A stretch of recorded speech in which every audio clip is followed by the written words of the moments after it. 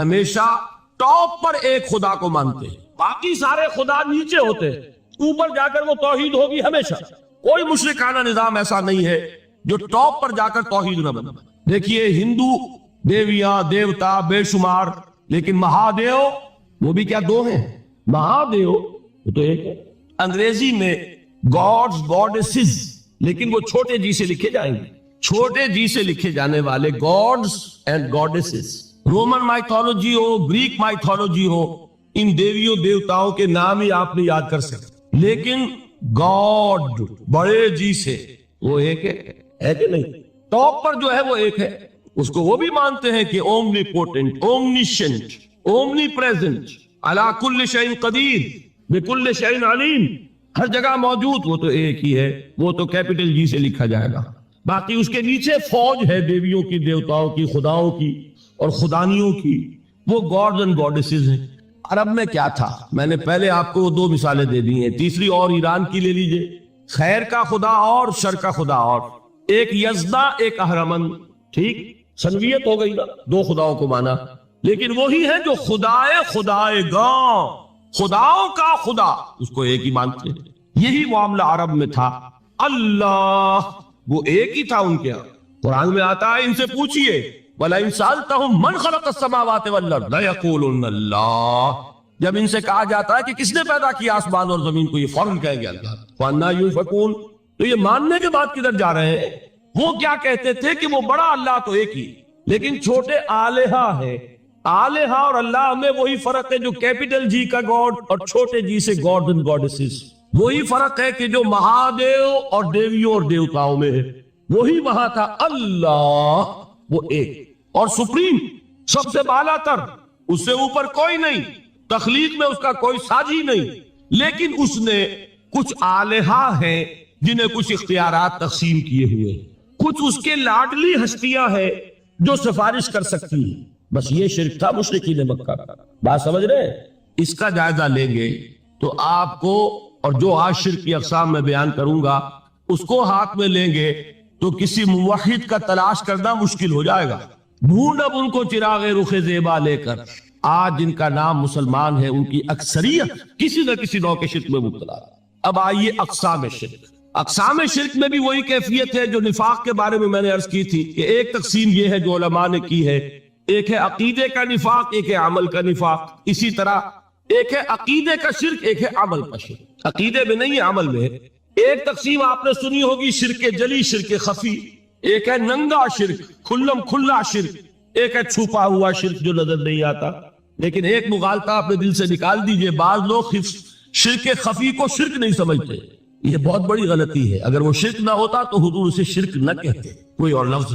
عربی زبان کا دامن جو ہے محدود نہیں ہے، پھر اس کے لیے کوئی اور لفظ اختیار فرمایا جاتا ہے وہ شرک، لیکن ایک شرک ہے جلی جو نمایاں ہے، نظر آ رہا، ایک ہے شرک خفی جو نظر نہیں آ رہا۔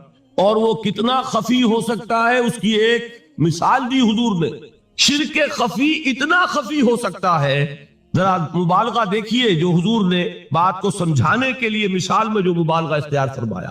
ایک سیاہ اندھیری رات میں ایک سیاہ پتھر پر ایک سیاہ چیونٹی کو رینگتے ہوئے دیکھنا جتنا مشکل ہے، اتنا ہی شرک خفی کا پہچاننا مشکل ہے۔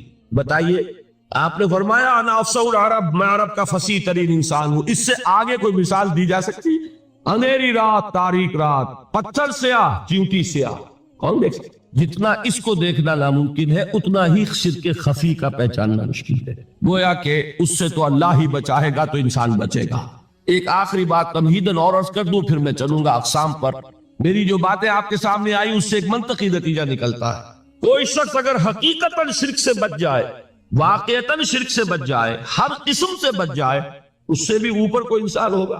گویا کہ یہ آخری منزل ہے، یا یوں کہیے کہ جس شخص کے بارے میں اللہ تعالیٰ یہ مان لے کہ میرا یہ بندہ شرک سے بری ہے، اس سے بڑی سند کوئی ہے؟ دی ہائیسٹ ٹیسٹیمونیل، سب سے بڑی سند، سب سے بڑی تعریف جو بندے کی ہو سکتی ہے وہ کیا ہے؟ یہ مشرک ہے۔ یہی وجہ دیکھیے آپ قرآن مجید میں حضرت ابراہیم کے ذکر میں دیکھیں گے، ابراہیم کا مقام کیا ہے؟ خلیل اللہ، ابو الانبیاء، امام الناس، تین نسبتیں ہیں، تینوں بڑی عظیم۔ اللہ کے ساتھ نسبت کیا ہے؟ خلیل، واتخذ اللہ ابراہیم خلیلا۔ ابو الانبیاء کتنے نبی ہیں ان کی نسل میں؟ اسحاق اور اسماعیل سے چلیے، پھر یعقوب اور یوسف، اور پھر چلیے موسیٰ اور ہارون، اور پھر چلیے سارے انبیاء بنی اسرائیل کے حضرت عیسیٰ، پھر یہاں تک کہ محمد رسول اللہ کس کی اولاد ہے؟ ابراہیم کی، ابو الانبیاء۔ اور نمبر 3، انی جاعلک للناس اماما، امام الناس۔ اور قرآن میں جو سب سے بڑی سند انہیں دی جاتی ہے وہ کیا؟ وما کان من المشرکین، ابراہیم مشرکین میں سے نہیں تھے۔ معلوم ہوا کہ یہ سب سے بڑی سند ہے، سب سے بڑا سرٹیفکیٹ ہے، سب سے بڑا ٹیسٹیمونیل ہے جو اللہ کی طرف سے کسی کو مل جائے۔ میں جو اقسام شرک بیان کرنا چاہتا ہوں تو میری تقسیم ذرا مختلف ہے۔ اب وہ ذرا اپنے ذہن میں وہ نقشہ بنا لیجئے، آپ بنایا کرتے ہیں ایک، اس کو پھر 3 میں تقسیم کیجئے۔ شرک کی 3 بڑی بڑی قسمیں ہیں۔ شرک فی الذات نمبر 1، شرک فی الصفات نمبر 2، شرک فی الحقوق نمبر 3۔ اور یہ میں عرض کر دوں آپ سے پہلے ہی، یہ مضمون بہت طویل ہے، میں آج صرف یہ کروں گا کہ خاکہ مکمل کر دوں۔ اب اس خاکے میں رنگ بھرنا، وہ تو ایک موضوع پر شرک فی الذات پر پوری تقریر ہونی چاہیے، شرک فی الصفات پر ہونی چاہیے۔ ایک ایک گھنٹے کے میرے 6 کیسٹ ہیں اللہ کے فضل و کرم سے، جو کئی سال سے وہ پھیل رہے ہیں۔ 6 گھنٹے میں نے ان چیزوں کو بیان کیا، وہ موجود ہوں گے، لیکن آج وہ خاکہ ذہن میں بنا لیجیے، اور کچھ آپ کو الجبرے کے فارمولے ہاتھ میں آ جائے تاکہ خود آپ میں صلاحیت پیدا ہو جائے پرکھنے کی کہ اس فارمولے کو اپلائی کر کے دیکھ لیں یہ شرک ہے یا نہیں۔ یہ 2 کام تو میں انشاءاللہ آج کر دوں گا، آپ مطمئن رہیں۔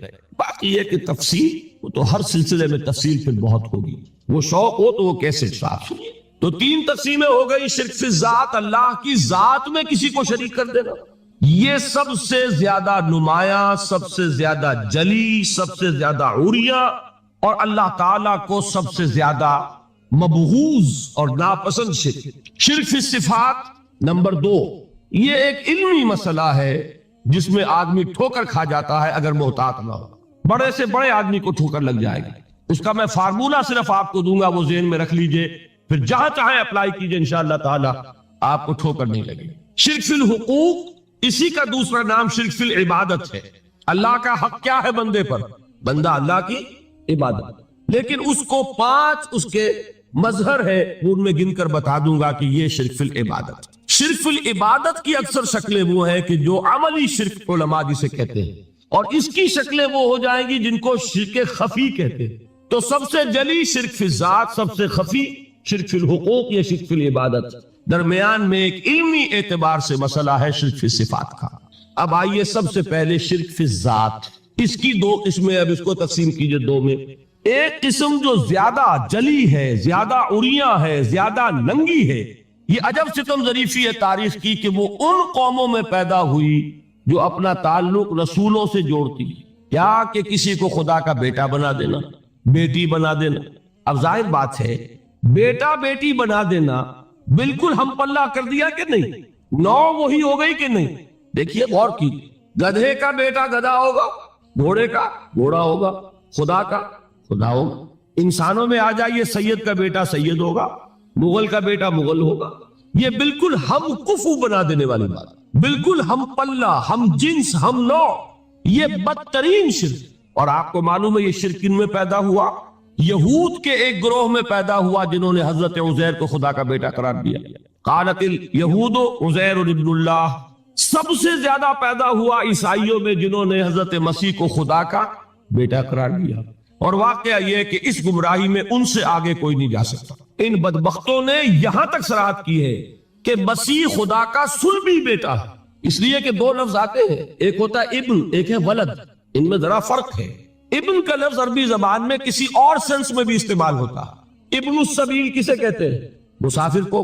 تو کیا وہ مسافر اور کیا وہ رستے کا بیٹا ہوتا ہے، سبیل کا بیٹا؟ ابن الوقت کسے کہتے ہیں؟ اپارچونسٹ۔ ابن الوقت کوئی اصول نہیں، گنگا گئے تو گنگا رام اور جمنا آئے تو جمنا داس، یہ کیا ہے ابن الوقت؟ لیکن ابن کے معنی جو ہے وہ بیٹے کے بھی ہے، تو تعویل ہو سکتی ہے، لیکن انہوں نے ولد کہا۔ ولد کسے کہتے ہیں؟ صلبی بیٹے۔ یہ بدترین شرک ہے۔ یہی وجہ ہے کہ قرآن مجید میں آپ دیکھیں گے کہ جتنا غضب اللہ کا ان پر بھڑکا ہے اس عقیدے پر، وَيُنذِرَ الَّذِينَ قَالُوا اتَّخَذَ اللَّهُ وَلَدًا، یہ قرآن نازل ہوا ہے محمد پر صلی اللہ علیہ وسلم تاکہ وہ خبردار کریں انہیں جنہوں نے یہ کہا ہے کہ اللہ نے کسی کو بیٹا بنایا۔ یہ سورہ کہف میں ہے، اور اگلی سورت سورہ مریم میں تو ایسا غضب اللہ کا ظاہر ہوتا ہے، وَقَالُوا اتَّخَذَ الرَّحْمَنُ وَلَدًا لَقَدْ جِئْتُمْ شَيْئًا إِدًّا تَكَادُ السَّمَاوَاتُ يَتَفَطَّرْنَ مِنْهُ وَتَنشَقُّ الْأَرْضُ وَتَخِرُّ الْجِبَالُ هَدًّا أَن دَعَوْا لِلرَّحْمَنِ وَلَدًا وَمَا يَنبَغِي لِلرَّحْمَنِ أَن يَتَّخِذَ وَلَدًا۔ انہوں نے کہا کہ رحمان نے کسی کو بیٹا بنایا۔ تم بہت بڑی گستاخی کی بات کر رہے ہیں، تمہاری اس گستاخی کی وجہ سے آسمان پھٹ پڑنے کو ہے، زمین شق ہو جانے کو ہے، اور قریب ہے کہ پہاڑ ایک دھماکے کے ساتھ گر جائیں کہ انہوں نے خدا کے لیے بیٹا تسلیم کر دیا۔ حالانکہ اللہ رحمان، اس کی شان اس سے بہت بلند و بالا ہے کہ اس کے کوئی بیٹا ہو۔ اس کی وجہ بھی سمجھ لیجئے کہ بیٹے کی ضرورت کسے ہوتی ہے؟ جو خود فانی ہو۔ کیوں ہے آپ کو طلب بیٹے کی؟ ہم نہ ہوگے ہمارا نام زندہ رہے، یہ ایک ایٹرنل ہونے کی خواہش ہے، انہیرنٹ۔ نام چلے گا، اسی لیے بیٹی سے آدمی سمجھتا ہے کہ نام نہیں چلتا۔ یہ طلب جو ہے بیٹے کی کیوں ہے؟ بیٹے سے نسل چلتی ہے۔ اس کی ضرورت کس کو ہے؟ جو خود فانی ہے۔ وَمَا يَنبَغِي لِلرَّحْمَنِ أَن يَتَّخِذَ وَلَدًا، جو خود باقی ہے ہمیشہ کے لیے، اس کو کوئی کیا جائے۔ تو آپ نے بات سمجھ لی، میں بہت مختصر بات کروں۔ اسی طریقے سے حضرت ابراہیم کی نسل سے تھے جو مکے کے لوگ اور عرب کے لوگ، بنی اسماعیل، جو موحد کامل تھا ابراہیم، جس کو اتنی مرتبہ سند ملی وما کان من المشرکین، ان کی نسل میں وہ لوگ تھے جنہوں نے فرشتوں کو خدا کی بیٹیاں بنا دیا۔ یہ جو ان کی دیویاں تھیں، یہ مؤنث، لات، عزا، منات، یہ سب کیا مؤنث نام ہے۔ انہوں نے یہ کہا کہ فرشتے جو ہیں وہ خدا کی بیٹیاں۔ اصل میں عقیدہ کیسے ہوتا ہے؟ انہوں نے کہا بڑے لاڈلے ہیں، لاڈلی ہوتی ہے بیٹی بہت زیادہ، تو یہ خدا کی بیٹیاں ہیں۔ ہوتے ہوتے ان کا یہ عقیدہ ایسا پکا ہوا کہ بجائے استعارے کے اب انہوں نے حقیقت بنا دیا یہ خدا کی بیٹی ہے۔ ان پر قرآن مجید نے کئی جگہ پر ذرا ایک لطیف انداز میں تنزیہ پیرائے میں بھی کہا ہے کہ بھائی تم نے خوب کیا، انہوں نے الاٹ کیا تو بیٹا تو کیا، تم نے اللہ کو الاٹ کی تو بیٹیاں کی، جو تمہیں خود پسند نہیں۔ الکم البنون، تمہارے لیے بیٹے ہو، وَلَهُ الْبَنَاتُ، اور اس کے لیے بیٹیاں۔ تو یہ تو ذرا ایک لطیف انداز ہے، تنزیہ پیرایا ہے، لیکن ان تینوں کو اب آپ ایک جگہ کر لیجئے۔ بیٹا بیٹی قرار دینے کا شرک، یہ کیا ہے؟ شرک فی الذات، ہر اعتبار سے اللہ کا مثل بنا دینا، ہم کفو بنا دینا، ہم پلہ بنا دینا، ذات میں شریک کر دینا، یہ بدترین شرک ہے۔ یہی وجہ ہے، دیکھیے قرآن مجید کی عظیم ترین سورت کون سی ہے؟ سورہ اخلاص، جو ایک تہائی قرآن کے مساوی حضور نے قرار دیا، جس کو ثلث قرآن کے مساوی، وہ در حقیقت اسی شرک کی نفی پر ہے۔ قل هو اللہ احد اللہ الصمد لم یلد ولم یولد ولم یکن لہ کفوا احد۔ یہی آیا اس میں سورہ بنی اسرائیل کی آیت آخری میں نے سنائی تھی، وَقُلِ الْحَمْدُ لِلَّهِ الَّذِي لَمْ يَتَّخِذْ وَلَدًا، کہو کہ کل شکر اور کل تعریف اس اللہ کے لیے جس نے کسی کو اپنا بیٹا بیٹی نہیں بنایا۔ ولد دونوں پر جاتا ہے، اولاد جیسے آپ کہتے ہیں، اولاد بیٹا بیٹی شریک ہوتے ہیں، نہ اس کا کوئی بیٹا نہ اس کی کوئی بیٹی، نہ وہ جنا گیا نہ اس نے کوئی جنا۔ ایک قسم تو یہ ہوئی شرک فی الذات کی۔ دوسری قسم کیا ہے؟ یہ ان مذاہب میں ہوئی ہے جو نبیوں اور رسولوں کی طرف نسبت نہیں رکھتے بلکہ فلسفیانہ مذاہب۔ ہندوستان کے اکثر مذاہب فلسفیانہ ہیں۔ فلسفیانہ مذاہب میں یہ شرک فی الذات کس شکل میں پیدا ہوا؟ دو شکلیں پیدا ہوئی، ایک ہماؤست اور ایک حلول۔ حلول کیا ہے؟ اللہ نے کسی انسان کے اندر اپنے آپ کو حل کر دیا، انسانی شکل میں وہ خود ظاہر ہو گیا، اوتار کا عقیدہ، انگلش میں گاڈ انکارنیٹ۔ عیسائیوں میں بھی حضرت مسیح کو گاڈ انکارنیٹ بھی قرار دیا گیا، خود خدا نے یہ شکل اختیار کر دی۔ رام چندر جی ہو، کرشن جی مہاراج ہو، کیا ہے؟ یہ اوتار ہیں، اللہ نے ان میں حلول کیا یا اللہ نے ان کی شکل میں ظہور کیا۔ سمجھ میں آگے؟ اور ایک عقیدہ کیا ہے؟ یہ بڑا فلسفیانہ مسئلہ ہے، دیکھیے بڑا ٹیڑھا مسئلہ ہے یہ، لیکن میں اس وقت اس کی تفصیل میں نہیں جاؤں گا، بہت باریک باتیں ہو جائیں گی۔ مسئلہ کیا ہے کہ اگر خدا کو مان لے تو پھر سوال یہ ہے کہ خدا نے اس کائنات کو کیسے پیدا کیا؟ یہ ایک سوال آتا ہے ذہن میں، جس کے نہیں آتا وہ کہے گا پاگل پن ہے، خامخواہ اس پر کیوں سوچتے، لیکن جس کے ذہن میں سوال آ گیا اس کے لیے بڑی مصیبت ہو جاتی ہے۔ وہ تو سوچتا ہے، انسان کا اختیار نہیں ہوتا اپنے ذہن پر، وہ لاکھ رو کے اسے مت سوچو، وہ اور سوچے گا۔ یہ مصیبت ہے فلسفیوں کی، کیسے پیدا؟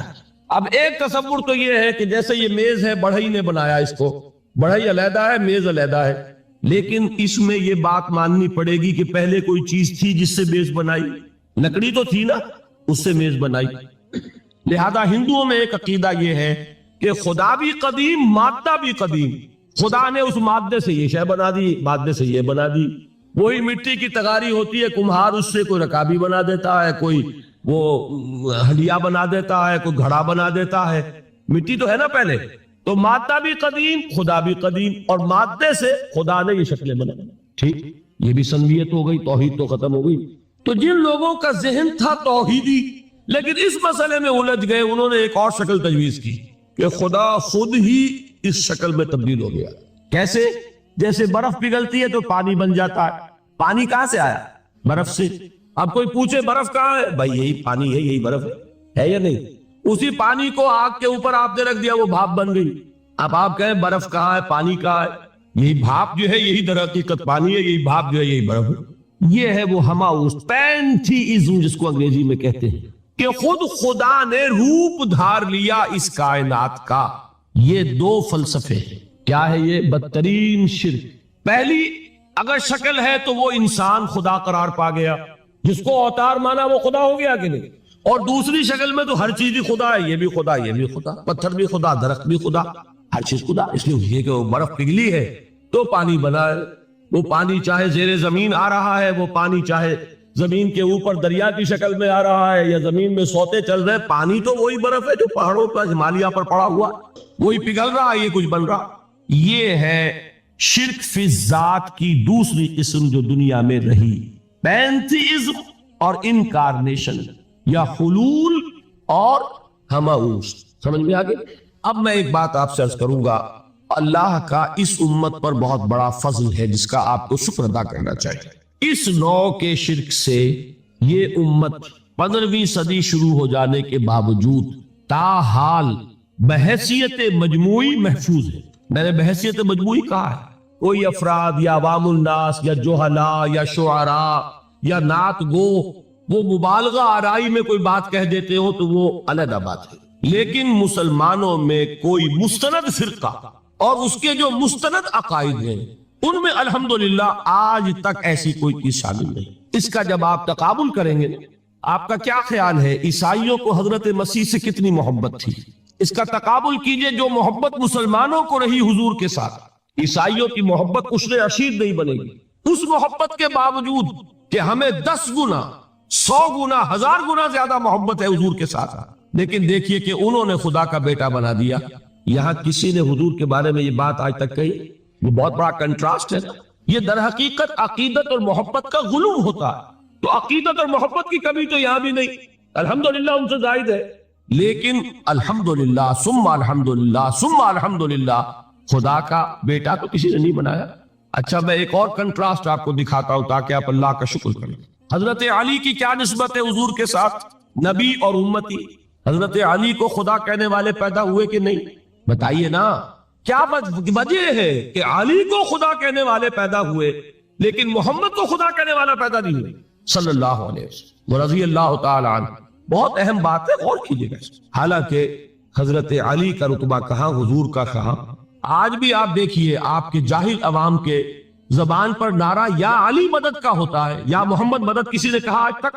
یہ یا محمد لکھنے کے کام آتا ہے، صرف وہ مسجد پہ لکھ دو تاکہ پتہ چل جائے یہ فلاں فرقے کی مسجد ہے، دوسرا خود ہی بھاگ جائے بس۔ یہ صرف اس کام کے لیے ہے۔ باقی جہاں اصل میدان میں بات آتی ہے کوئی نعرہ لگاتا ہے یا محمد مدد، محمد کا رتبہ اونچا یا علی کا، تو ان سے کیوں نہیں مدد مانگی؟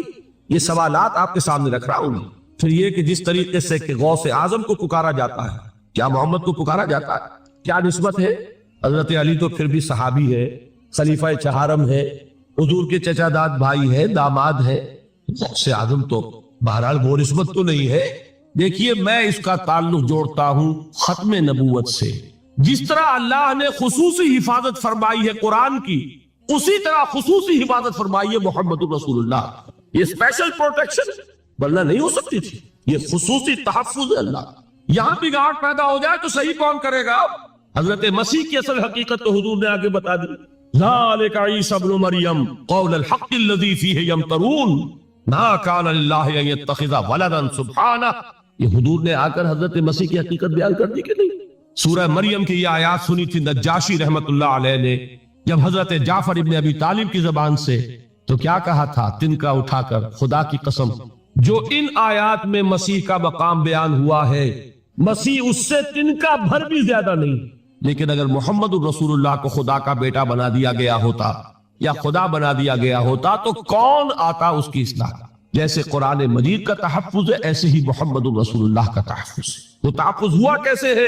جتنا قرآن مجید نے ایمفیسائز کیا حضور کی بشریت کو، قل انما انا بشر مثلکم، اے نبی ان کو بتاتے رہیے، بار بار بتائیے کہ مجھے کچھ اور نہ بنا لینا، میں بھی بشر ہوں، انسان۔ ہاں مجھ پر وحی ہوتی ہے، تم پر نہیں ہوتی، یہ فرق ہے، میں رسول ہوں تم نہیں ہو۔ یہ بعد میں ذرا اور مسئلہ میں واضح کروں گا، ابھی صرف یہ نوٹ کیجئے کہ یہ تحفظ جو ہے، جیسے قرآن کو تحفظ دیا لیکن اس کے لیے ذرائع بھی ہے نا، یہ حفظ قرآن کا سلسلہ جو ہے یہ اس کا ذریعہ بنا، یہ رمضان میں تراویح جو ہے اس کا ذریعہ بنی۔ ہمارے ملکوں کے اندر تو حفاظ کو مسجدیں نہیں ملتی، تلاش کرتے پھرتے ہیں، اور ایک جیسا کہ اینول جشن ہوتا قرآن مجید کا، ہر حافظ اپنا حفظ تازہ کر رہا ہے، حفاظ لگے ہوئے ایک دوسرے کے ساتھ تازہ کرنے میں۔ یہ ذریعہ ہے اللہ تعالیٰ نے کہ جس کے ذریعے سے قرآن کو محفوظ کیا۔ تو حضور کو جو حفاظت دی اس کا ایک طریقہ کیا ہوا؟ قرآن مجید میں حضور کی بشریت کا نمایاں کرنا، اور دوسرا یہ کہ خود حضور نے ایسی باریک بینی سے روکا۔ یہ بھی آپ کو پسند نہیں تھا کہ میں آؤں تو تم کھڑے ہو جاؤ، سنا کہ نہیں سنا آپ نے؟ صحابہ کو آپ روکتے تھے۔ ایک صحابی کی زبان سے نکل گیا ما شاء اللہ و ما شئت، جو اللہ چاہے اور جو آپ چاہیں، فوراً ٹوک دیا اجعلتنی للہ ندا، کیا تم نے مجھے خدا کا مد مقابل بنا دیا؟ مشیت صرف اس کی ہے۔ یہ روک ٹوک یہ وہ چیزیں ہیں کہ جس کی بنا پر اللہ نے تحفظ عطا۔ یہ جو آپ نے فرمایا میری قبر کو کسی جلسے اور جشن کا مرکز نہ بنا لے، فرمایا کہ نہیں فرمایا؟ اللہ تعالیٰ لعنت فرمائے بنی اسرائیل پر کہ انہوں نے اپنے نبیوں کی قبروں کو وہ میلہ گاہ بنا۔ یہ ساری وہ ہیں، یہ تحفظات ہیں، یہ بچاؤ ہے، یہ امت کو متنبہ کیا جا رہا ہے کہ محبت اور عقیدت کا غلو جیسے پہلے ہوا، یا اہل الکتاب لا تغلو فی دینکم، اے کتاب والو اپنے دین میں غلو سے کام نہ۔ یہ غلو محبت، غلو عقیدت ہے جس کی بنا پر وہ خدا کے بیٹے بنا دیے گئے، اور اگر وہ ہوتا یہاں اللہ کا نہ معلوم اللہ کے برابر کس طریقے سے حضور کو بنا دیا جاتا، لیکن قرآن نے خود حضور نے اس کی پیش بندی کی، جس کا ظہور ہم دیکھ رہے ہیں کہ اللہ کے فضل و کرم سے یہ امت تا حال بحیثیت مجموعی محفوظ ہے۔ البتہ دیکھیے شاعروں کی باتیں اور ہوتی ہیں، اور عوام کی اور واعظوں کی اور نعت گوؤں کی باتیں جو ہے وہ اور۔ میں جس چیز کی نفی کر رہا ہوں وہ علماء کی بات ہے۔ شاعروں کا تو قرآن مجید کے اندر خود ہی بھاڑا پھوڑ دیا اللہ نے، وَالشُّعَرَاءُ يَتَّبِعُهُمُ الْغَاوُونَ أَلَمْ تَرَ أَنَّهُمْ فِي كُلِّ وَادٍ يَهِيمُونَ إِنَّهُمْ يَقُولُونَ مَا لَا يَفْعَلُونَ۔ مبالغہ نہ کریں تو شعر میں رنگ ہی پیدا نہیں ہوتا، پھر شعر کائے کو کہنا ہے نثر کہو بھائی، مبالغے سے اس میں ایک تاثیر پڑا۔ وہ مبالغے ہمارے شاعروں نے ہمارے نعت گوؤں نے کیے ہیں، اور اس میں اللہ تعالیٰ انہیں معاف کرے بالکل اوتار کر الفاظ بھی استعمال کر دیے۔ وہی جو مستوی عرش تھا خدا ہو کر اتر پڑا وہ مدینے میں مصطفیٰ ہو کر۔ بتائیے رام چندر جی کے بارے میں جو عقیدہ ہے، اب کیا فرق رہ گیا؟ بال برابر فرق ہے یا کوئی؟ اور نکتے پیدا کرتے ہیں۔ مدینے کی مسجد میں منبر کے اوپر بغیر عین کا ایک عرب ہم نے دیکھا، کیا سمجھ میں آیا؟ عرب میں سے عین نکالا، کیا بنا؟ یہ نکتہ آفرینی ہے۔ اسی طریقے سے ہماری شاعری میں کچھ ہماؤست کا رنگ بھی پیدا ہو گئے۔ خود کوزاؤ خود کوزا کرو خود گلے کوزا، خود رند سبو کش، خود برسر آکوزا خریدار بے آمد بشکست و رواں شد۔ وہ خود ہی کوزا ہے، خود ہی مٹی ہے جس سے کوزا بنا ہے، خود ہی کوزے کا بنانے والا ہے۔ سمجھ رہے؟ الفاظ تو بڑے پیارے ہیں، بڑے مزیدار ہیں، آدمی ایک دفعہ وعظ میں آ جاتا ہے، لیکن ہے کیا؟ وہی ہے نا کہ وہی جو برف تھا پگھل کر پانی بن گیا۔ خود کوزاؤ خود کوزا کرو خود گلے کوزا خود رند سبو کش، خود ہی اس کوزے میں شراب ڈال کے پیتا بھی ہے، خود ہی مٹی ہے، خود ہی وہ بنانے والا ہے، خود ہی کوزا ہے، خود ہی اس میں شراب ڈال کے پیتا بھی، اور خود ہی اس کوزے کو توڑ کر اپنا راستہ بھی لیتا ہے۔ اب آپ اس پر سر دنیے اور جو چاہے کریں، لیکن یہ کہ اس کا ڈانڈے مل گئے کہ نہیں اسی ہماؤست سے۔ لیکن یہ کسی مفتی کی بات ہے کیا، یا کسی ائمہ دین میں سے کسی کا قول ہے؟ بھائی شاعروں کی باتیں سن لیا کریں، اللہ اللہ خیر سن۔ ان چیزوں کا بہت زیادہ سختی کے ساتھ نوٹس بھی لینے کا کوئی فائدہ نہیں ہوتا، بات وہ ہونی چاہیے کہ جو علماء کہہ رہے ہیں مستند عقائد جو ان کی کتابوں میں درج ہیں ان سے بات ہونی. تو یہ چیزیں یہ گمراہیاں آئی ہیں، لیکن الحمدللہ ثم الحمدللہ کہ یہ عوام میں ہے، جہلاء میں ہے، شعراء میں، نعت گوؤں میں ہے. یہ کسی بھی مستند دینی فرقے کے مستند علماء میں ہم موجود. البتہ ایک مسئلہ جو ہے نور اور بشر کا وہ ذرا تھوڑا سا میں حل کر دوں. آج آپ سمجھتے ہوں گے لا ینحل ہے. میں نے جس طرح کہا تھا کہ امام بخاری کا قول بھی 100% درست اور امام ابو حنیفہ کا بھی 100% درست ثابت کیا کہ نہیں، اسی طرح میں کہتا ہوں جو حضور کو بشر کہتے ہیں وہ بھی 100% درست، جو حضور کو نور کہتے ہیں وہ بھی 100% درست. مطلب کیا ہے؟ دیکھیے ہر انسان کے وجود کے دو حصے میں نے پہلے دن شاید کچھ بیان کیا تھا. ایک خاکی وجود اور اینیمل بینگ جو حیوان ہے ہمارا، ایک وہ روح ربانی جو اس میں پھونکی گئی. آدم میں جب وہ روح پھونکی گئی تب وہ مسجود ملائک بنے. فَإِذَا سَوَّيْتُهُ وَنَفَخْتُ فِيهِ مِن رُّوحِي فَقَعُوا لَهُ سَاجِدِينَ. دو جگہ آیت ہے قرآن مجید میں ایک شوشے کے فرق کے بغیر، سورہ حجر اور سورہ صاد. جب میں اس کو پوری طرح تیار کر لوں اور اس میں اپنی روح میں سے پھونک دوں تو گر پڑنا اس کے سامنے سجدے. ہمارا جو خاکی وجود ہے وہ ظلمانی ہے اور جو ہمارا روحانی وجود ہے وہ نورانی ہے. اس کی نسبت کس سے ہے؟ اللہ سے. بات سمجھ میں آئی؟ لیکن ہم نے اپنے اس نورانی وجود کو اپنے خاکی ظلمانی وجود میں دفن کیا ہوا، اور محمد الرسول اللہ صلی اللہ علیہ وسلم کا وہ نورانی وجود آپ کے اس خاکی وجود پر اس درجے غالب تھا کہ وہ خاکی وجود معدوم کے درجے میں ہے، لیکن وہ حضور صلی اللہ علیہ وسلم پر اثر انداز نہیں ہو سکتا. وہی خاکی وجود ہے جسے ہم نفس کہتے ہیں. نفس غلبہ کر سکتا ہے محمد صلی اللہ علیہ وسلم. حضور کی شخصیت کی نورانیت نے آپ کی شخصیت کے خاکی وجود کا احاطہ کیا ہوا. ہماری شخصیت کی ظلمانیت نے ہماری اس نورانیت کو گل کیا، دفن کیا ہوا، چھپایا ہوا. بس یہ فرق ہے. انہیں آپ کہہ لیں نور، صحیح ہے، ان کی نورانیت غالب. یہی بات ہے جو حضور نے اس طرح سمجھائی. دیکھو ہر انسان کے ساتھ ایک شیطان ہوتا ہے. اب کسی صحابی نے بڑی جرت سے کام لیا، پوچھ لیا حضور کہ آپ کے ساتھ بھی ہے؟ ہر انسان کے ساتھ جو کہا نا، تو انسان تو ہے آپ بھی، جو کہ آپ کے ساتھ بھی ہے. آپ نے فرمایا ہے، لیکن میں نے اسے مسلمان کر رکھا. بات ختم ہو گئی. نفی نہیں ہے، وہ میرے تابع ہے، میرا مطیع ہے، مجھے گدن نہیں پہنچا سکتا. ہے تو صحیح، لیکن نہ ہونے کے درجے میں آ گیا کہ نہیں. یہ ہے فرق سا. اور میں یہاں پہ کوٹ کرنا چاہتا ہوں ایک بہت بڑے بریلوی مکتب فکر کے عالم دین صاحب زادہ، نام میرے ذہن سے ایک دم اتر گیا، فیض الحسن، اللہ تعالیٰ ان کی خطاؤں سے درگزر فرمائے، ان کی مغفرت فرمائے. آپ نے سنا ہوگا نا نام. انہوں نے ایک روز تقریر کی جو میں نے سنی، اور تقریر کہاں کی؟ ساہیوال میں. وہاں کا ایک بہت مشہور چوک ہے، مہاجرین، مسجد مہاجرین کہلاتی ہے، وہاں تقریر تھی. میں نے سنی.